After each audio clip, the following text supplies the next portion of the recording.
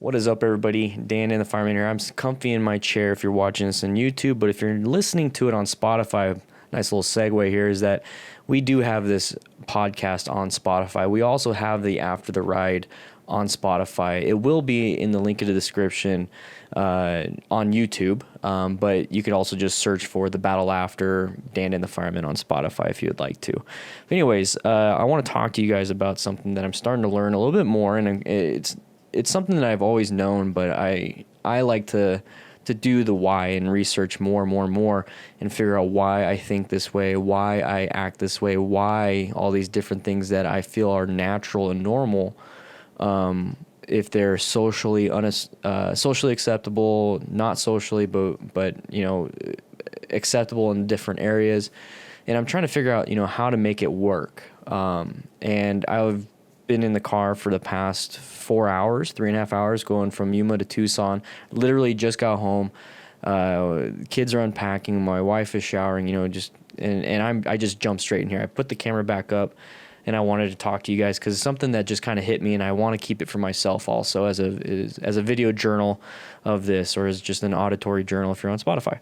But what's happening here is I was listening to an audiobook for about 3.5, 4 hours the whole time. It's called Talking to Strangers by Malcolm Gladwell.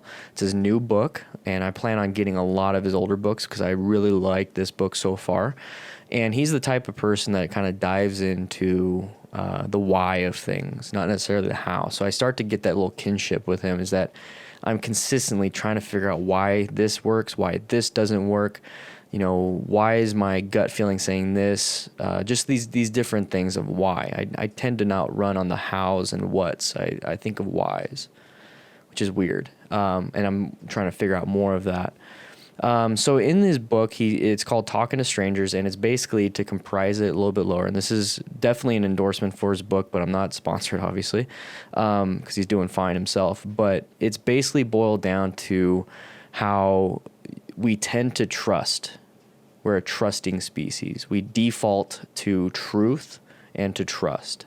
So if a stranger is talking to you and they themselves know they're lying and you're listening to them and things start to come off like a gut feeling or like, hey, that doesn't really make sense, these different things, that right there, we start to understand something's not right, but we justify it and put it in a rationale of this, everything's fine. That's called benefit of the doubt, basically.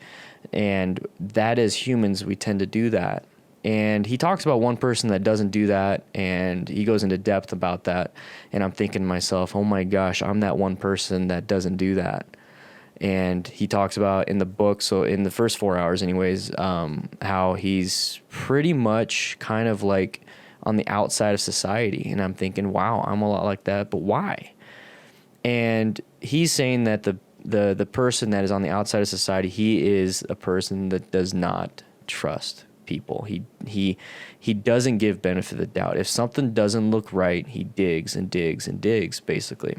And I realize I do that. Now, I know he's not talking about mental illness. He's not talking about all these different things. It caught my attention about how people default to truth. And it's like, why? It's like, I don't understand this. I don't relate. So part of the book, I'm like, I don't relate. I mean, I see why. I could see why, but it's like, I don't do that. And then he got to that dude, that guy, pretty much whistleblower for Bernie Madoff and all this other stuff. I'm like, I do that. And then it's like, oh, and then also the social stuff. Yeah. I see how he's paranoid and all these different things. You can't trust people. So now that there's a little backstory on that, it got me thinking a little bit. And for the longest time, I thought what was right was to always give the benefit of the doubt. I kind of came from it from an outside's perspective. I grew up, or I felt for the longest time that I don't trust what you say. I don't trust you. I don't trust you. I don't trust you. I question that. I never talk badly. I just I question. Everything with a grain of salt, everything. And then when my relationships would falter and all these different things, I would try to figure out how am I not making this work. And obviously I'd listen to audiobooks and I'd do all these other things, and it's like trust is the biggest thing. Trust, give the benefit of the doubt, give the benefit. And then I learned about it's another book. It was relationships, love and respect, and it was always about, what is the intention of your wife? And we'll use this as an example. It's like, what is the intention of your wife? Are they there to hurt you? Are they there to love you? Does it come off as unloving? Does it come off as disrespectful? But what is the true intention? So now ever since listening to that audiobook years ago, like 2012, 2013 is when I first started listening to that book. So I've had a good six years of practicing it.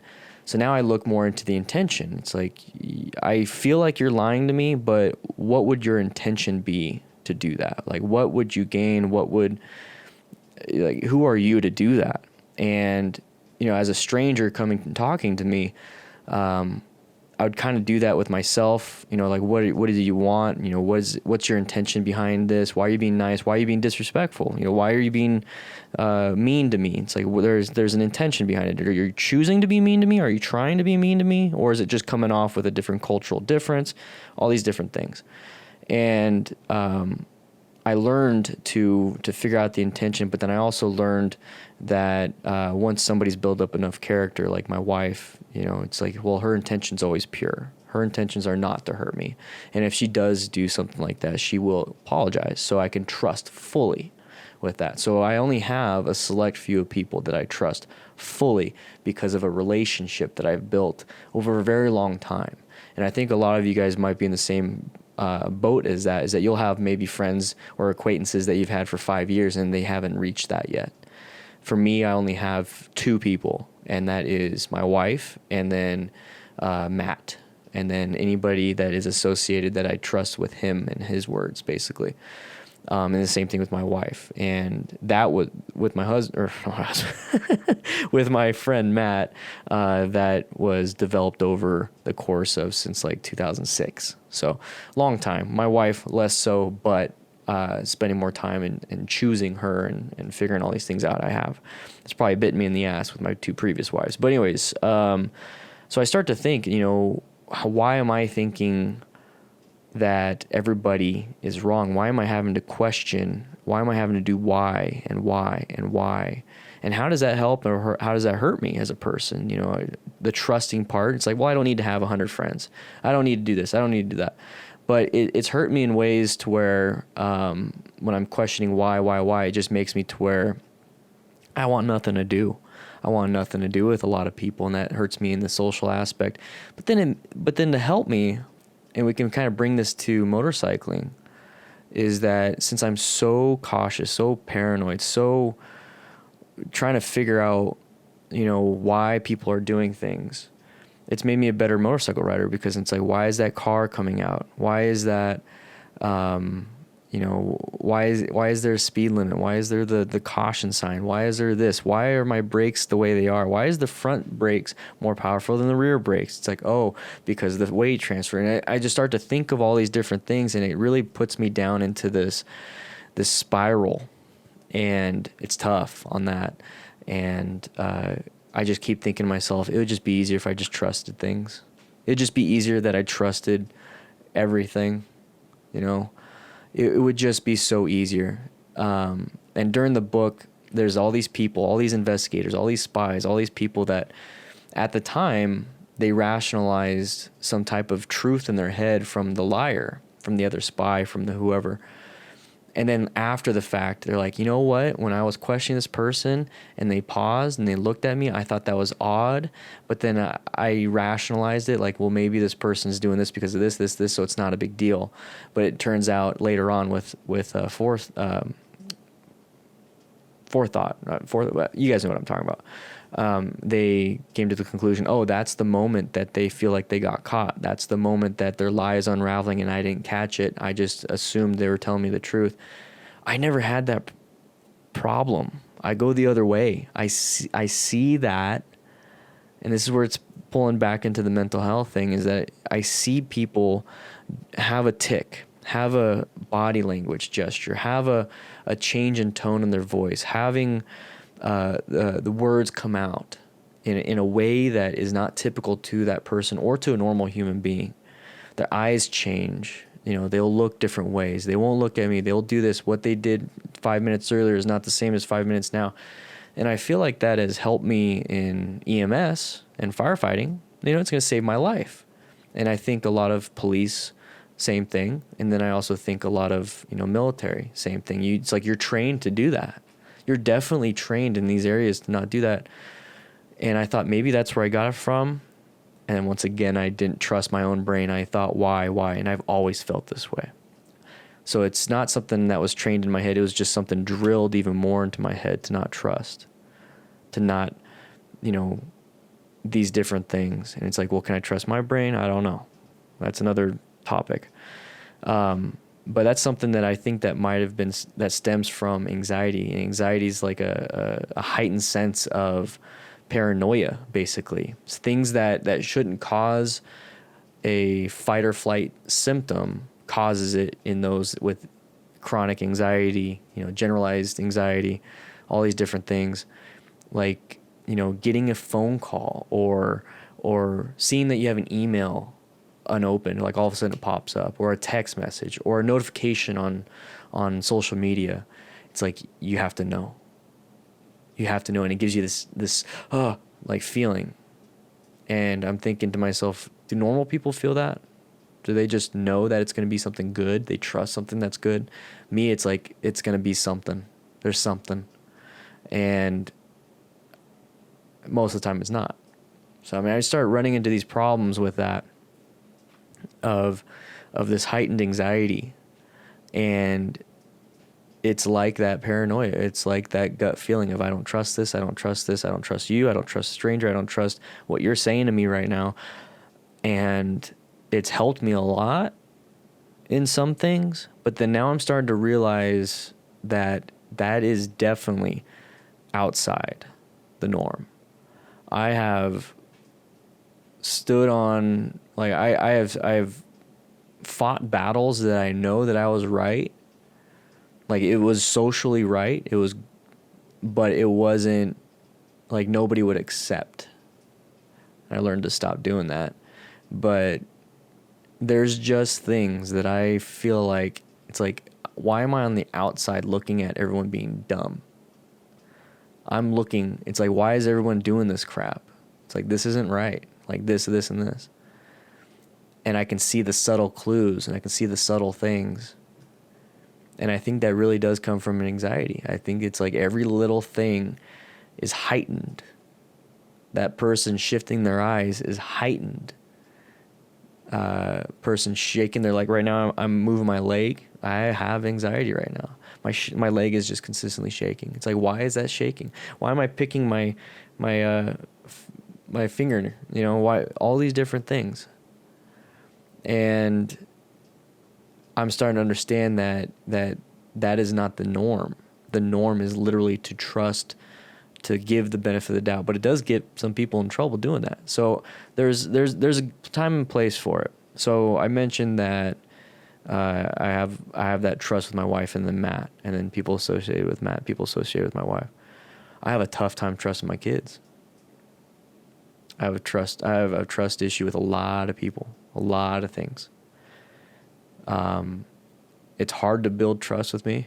So like, they're trying really hard, but like, kids are being kids. They'll lie, cheat, steal, whatever it is, trying to get away. And that's when they're learning all these things. And I know that as a parent, I know that it's a learning experience, but it's like, I don't know.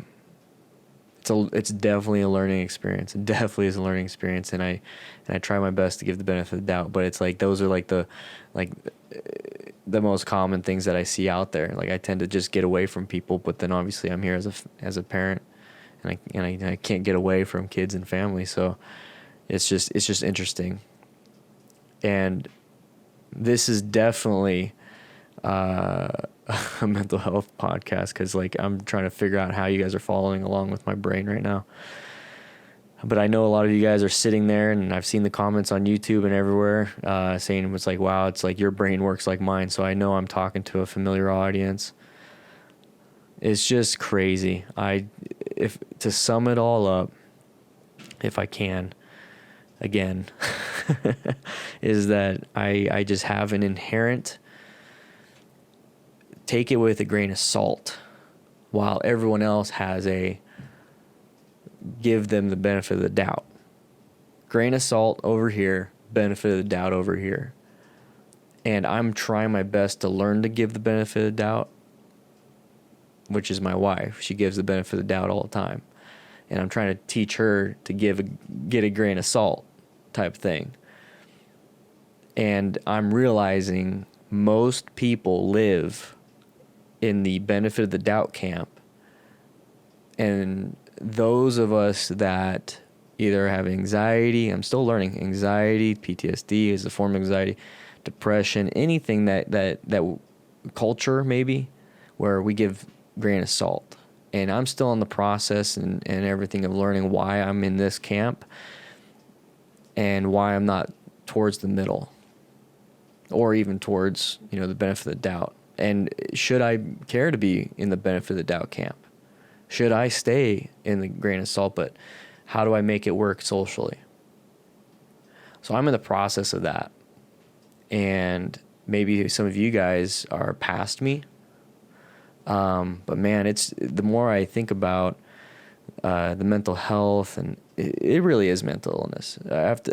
It definitely is. So the path of figuring it out, it's like you learn something new. It's like an epiphany. Almost every time you learn something new, it's like, oh, that's how I feel.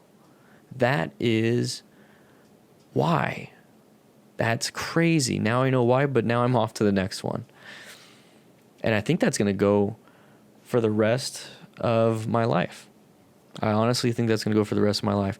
And I think the best thing I could do is have a journal of it, and that's what this is. So I just needed to get that off my chest. I had 3.5 hours of being in the car, and I feel like this might be something that will give you guys something back in your brain. So Talking to Strangers by Malcolm Gladwell, his newest book, and it's very interesting. It's very interesting. I really like it, and I'll continue to listen to it, and I'll give you guys some more insight. But yeah, I just wanted to share that with you guys, and I hope you guys have a blessed day. And once again, if there's anything you guys want to talk about, anything you guys want to share, make sure you do that, or just listen. We have the Discord.